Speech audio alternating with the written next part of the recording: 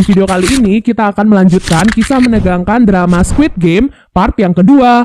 Pada part kali ini, kita akan diperlihatkan pada Gi-hun dan teman-temannya yang masih harus terus berjuang melakukan apapun agar bisa bertahan di dalam permainan yang lebih gila dan mematikan. Sebelum kita ke alur ceritanya, jangan lupa untuk like, komen, subscribe, dan nyalakan loncengnya ya guys. Tanpa berlama-lama lagi, yuk langsung aja kita ke alur ceritanya.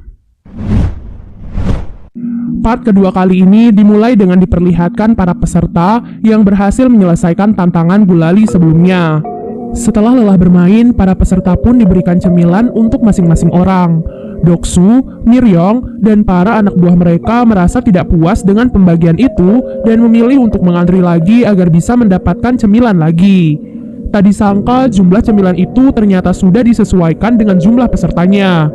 Jadi, karena perbuatan Doksu dan anak buahnya, beberapa peserta pun tidak mendapatkan bagian cemilan.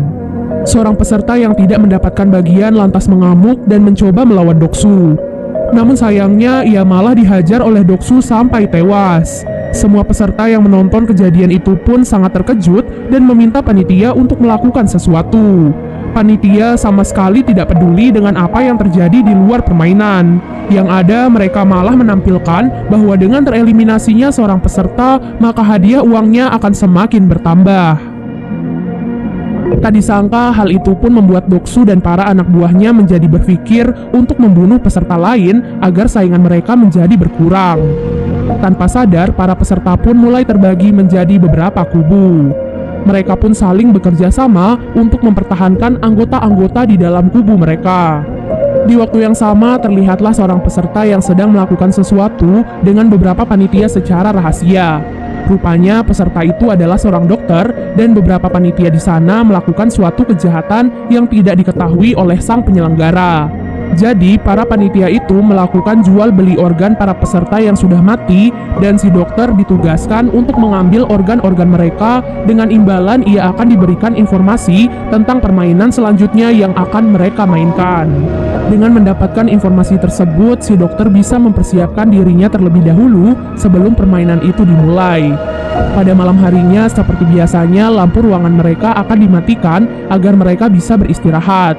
Namun kesempatan itu malah digunakan oleh Doksu dan anak buahnya untuk membunuh para peserta di dalam kegelapan. Malam mengerikan itu dipenuhi dengan teriakan kesakitan dan darah di mana-mana. Ditambah lagi dengan keadaan yang gelap gulita, mereka pun menjadi kesulitan untuk menyelamatkan diri. Gi-hun, Sang-woo, dan Ali pun langsung bergerak untuk menyelamatkan kakek Ilnam. Namun mereka tak bisa menemukan kakek Ilnam di kasurnya. Ternyata kakek Ilnam sudah lebih dulu menyelamatkan diri dengan pergi ke tempat yang paling atas. Dari posisinya itu, ia berteriak meminta para peserta untuk berhenti saling membunuh satu sama lain. Di saat itulah para panitia pun datang dan mengamankan situasi. Ruangan itu terlihat sangat berantakan dengan mayat yang berserakan. Mayat-mayat itu kemudian dibersihkan dan dipindahkan oleh panitia tersebut. Singkat cerita, keesokan harinya mereka pun dikumpulkan kembali untuk mengikuti permainan selanjutnya. Kali ini mereka diminta untuk membuat tim yang berisikan 10 orang. Si dokter yang sudah mengetahui permainan pun sengaja memilih Doksu dan anak buahnya sebagai timnya karena permainan yang akan mereka mainkan adalah tarik tambang. Sementara Gi-hun dan peserta lain yang tidak tahu apapun memilih teman-teman terdekat mereka dengan random. Bahkan tim Gi-hun dipenuhi oleh 3 wanita dan 1 kakek-kakek. Alhasil, tim itu pun menjadi sasaran empuk bagi tim lainnya. Tarik tambang yang akan mereka mainkan bukanlah tarik tambang biasanya. Mereka akan bertanding di atas ketinggian sehingga salah satu tim yang kalah pastinya akan jatuh dan tewas.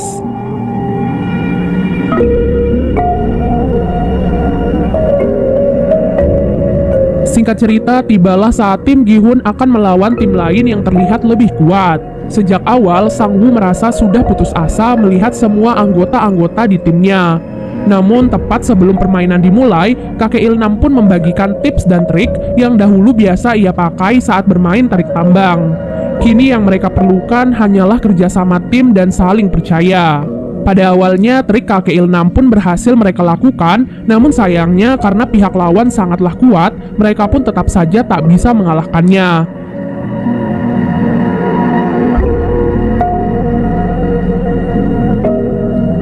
Sampai di detik-detik terakhir, Sang Woo pun memimpin para anggota tim untuk melakukan langkah berani. Ia menyuruh mereka semua untuk maju 3 langkah. Hal itu dilakukan agar tim lawan otomatis terjatuh. Meskipun pada awalnya mereka sempat ragu, namun pada akhirnya berkat hal itu mereka pun dapat membalikan keadaan dan akhirnya dapat memenangkan permainan tersebut. Di akhir permainan, dari 80 peserta, kini tersisalah 40 peserta yang masih bertahan. Setelah permainan usai, seperti biasa, si dokter akan dipanggil untuk melakukan operasi pengambilan organ. Saat itu, Junho yang masih menyamar diminta oleh seorang panitia untuk ikut melakukan pengiriman organ. Di sanalah Junho melihat apa yang dilakukan oleh si dokter dan para panitia itu.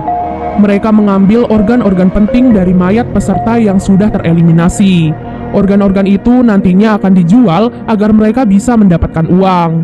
Setelah menyelesaikan tugasnya, dokter itu pun meminta imbalannya pada para panitia. Namun para panitia itu mengaku belum mengetahui apa permainan selanjutnya. Hal itu tentu saja membuat si dokter pun sangat marah. Karena jika malam ini ia tidak mendapatkan info apapun, maka Doksu pasti akan langsung membunuhnya. Dengan pisau operasinya, ia pun langsung membunuh seorang panitia dengan brutal. Setelah itu, ia pun keluar dan kabur dari ruangan labirin tersebut dan dikejar oleh seorang panitia. Sampai akhirnya mereka pun tiba di ruangan permainan sebelumnya. Di sana si panitia mencoba menenangkan si dokter karena ia tak ingin frontman atau si penyelenggara mengetahui rahasia mereka. Namun sayangnya keributan itu pun langsung diketahui oleh frontman. Tak ingin membuang waktu, ia pun langsung membunuh si panitia itu dan juga si dokter. Frontman sebenarnya tidak peduli dengan kejahatan yang mereka lakukan di belakangnya. Namun dalam permainan itu, ia sangat menjunjung tinggi kesetaraan. Ia tak ingin ada peserta yang diperlakukan spesial di sana. Ia percaya bahwa setiap orang berhak mendapatkan kesempatan terakhir untuk mempertahankan hidup mereka dengan adil. Di waktu yang sama, Junho dan seorang panitia menyusup lewat pintu rahasia. Keduanya ditugaskan untuk mengirim organ-organ sebelumnya kepada para pembeli. Tak disangka setelah melewati jalan rahasia itu, panitia itu pun menodongkan pisau ke arah Junho. Ternyata ia selama ini sudah curiga pada Junho karena sudah bersikap aneh. Untuk melindungi dirinya, Junho pun mengeluarkan pistolnya. Dengan pistol itu, ia pun membunuh panitia itu dan menyusup masuk ke dalam ruangan frontman. Sementara itu, frontman dan para panitia pun melihat mayat panitia lain yang tertembak. Dari peluru di kepalanya, frontman yakin bahwa peluru itu adalah peluru dari pistol polisi. Alhasil, ia pun segera mengerahkan semua panitia untuk mencari penyusup tersebut. Sementara itu, Junho yang menyusup ke dalam ruangan frontman mencoba untuk mencari tahu informasi tentang kakaknya.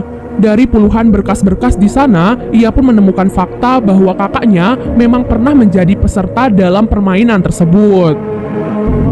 Setelah itu, waktu permainan selanjutnya pun tiba. Dalam perjalanan menuju ke ruangan permainan, mereka pun diperlihatkan mayat si dokter dan mayat panitia-panitia yang lain. Mereka secara resmi meminta maaf sekaligus mengingatkan bahwa hal itu akan terjadi pada mereka jika mereka berbuat curang. Pada permainan kali ini mereka diminta untuk berpasangan 2 orang. Karena jumlah peserta saat ini 39, itu artinya akan ada 1 orang yang tidak memiliki pasangan. Saat itu tidak ada satupun peserta yang mau berpasangan dengan kakek Ilnam. Mereka takut jika di permainan kali ini akan membutuhkan kekuatan. Karena merasa kasihan, Gi-hun pun memutuskan untuk berpasangan dengan kakek Ilnam. Pada akhir pemilihan pasangan, tersisalah Miryong yang tidak mendapatkan pasangan. Karena hal itu, ia pun dibawa oleh para panitia ke ruangan lainnya. Di ruangan permainan, masing-masing peserta diberikan 1 kantong yang berisi 10 kelereng. Dalam waktu 30 menit, peserta yang mendapatkan 20 kelereng di akhir permainan akan dinyatakan menang. Itu artinya mereka harus bersaing melawan pasangan mereka sendiri. Gi-hun yang berpasangan dengan kakek Ilnam berusaha menyadarkannya karena saat itu penyakit kakek Ilnam sedang kambuh. Sehingga ia pun tidak peduli dengan permainan dan berkeliling di sekitar arena. Hal itu tentu membuat Gi-hun panik dan terpaksa membentak kakek Ilnam. Dengan begitu, kakek Ilnam pun sadar dan mau bermain dengannya. Mereka memutuskan untuk bermain tebak-tebakan. Mereka hanya perlu menebak jumlah kelereng di tangan lawan, apakah ganjil atau genap. Tak disangka kakek Ilnam ternyata berkali-kali menebak benar yang membuatnya menang banyak. Hal itu pun membuat Gi-hun semakin panik. Sementara Sang Woo yang berpasangan dengan Ali memutuskan untuk bermain secara adil. Dalam permainan itu, Ali pun menang dan mendapatkan kelereng yang cukup banyak. Ali merasa bersalah dan tidak tega pada Sang Woo. Namun mau tidak mau, salah satu dari mereka pasti akan mati. Sang Woo yang sudah kalah memutuskan untuk memanfaatkan kepolosan Ali dan menipunya. Ia mengambil semua kelereng Ali dan menukarnya dengan batu. Dengan begitu, ia pun berhasil lolos dari permainan kali ini.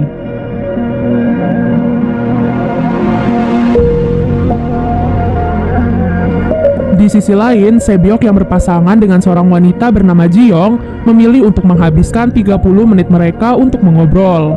Dari sana, Ji-young pun menyadari bahwa Sebyok lebih pantas untuk selamat daripada dirinya. Mengingat Ji-young selama ini hidup sebatang kara dan tidak ada satupun orang yang akan menunggunya bebas.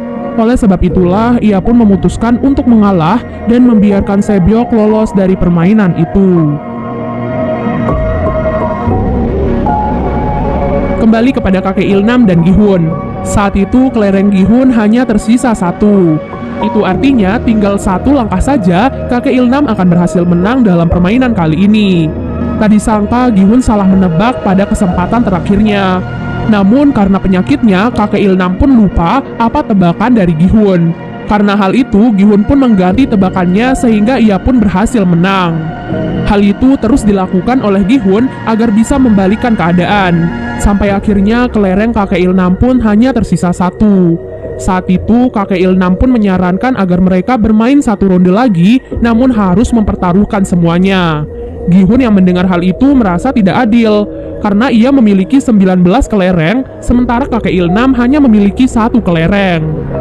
Mendengar hal itu, kakek Ilnam pun berkata bahwa selama permainan tadi, ia tahu bahwa dirinya telah dibodohi oleh Gi-hun. Namun, ia sengaja membiarkan Gi-hun melakukan hal itu. Gi-hun yang mendengar hal itu pun merasa sedih dan bersalah. Kakek Ilnam pun meraih tangan Gi-hun dan memberikan satu kelereng terakhirnya pada Gi-hun. Kemudian, kakek Ilnam pun berterima kasih kepada Gi-hun yang sudah merawatnya selama ia berada di sana. Dan berkat Gi-hun juga, kakek Ilnam merasa bahagia di sisa-sisa terakhir hidupnya. Tepat setelah mengatakan hal itu, waktu pun habis. Kakek Ilnam, Ali, dan yang lainnya pun dinyatakan tereliminasi dan ditembak hingga tewas. Dan part kedua pun akhirnya selesai.